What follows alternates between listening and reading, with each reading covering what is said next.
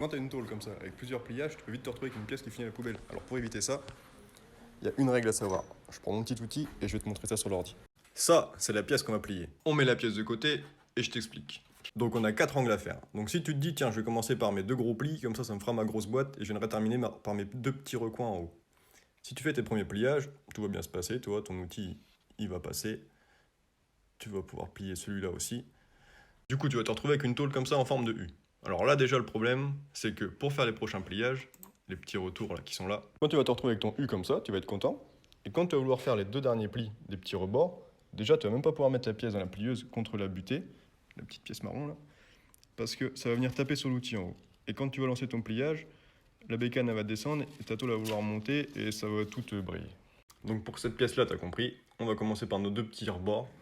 Et comme ça, on pourra faire nos 2 grands derniers plis.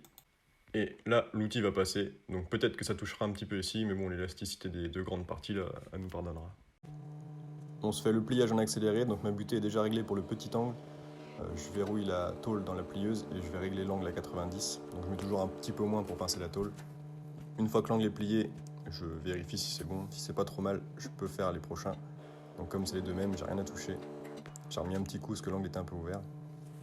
Là, je règle la butée pour faire le deuxième angle. Plié 90, donc pas besoin de toucher au réglage. Et là, je te montre, attention les doigts quand ça se ferme. Toujours mettre les mains bien en arrière. Là, je te plie la deuxième petite pièce.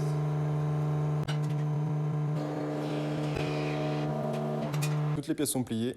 Il ne restera plus qu'à tout bien nettoyer, tout bien ajuster. Et après, on pourra faire la soudure. Et quand tu as toutes tes pièces qui tombent bien bord à bord, là, c'est le kiff à souder. Mais tu fais gaffe, parce que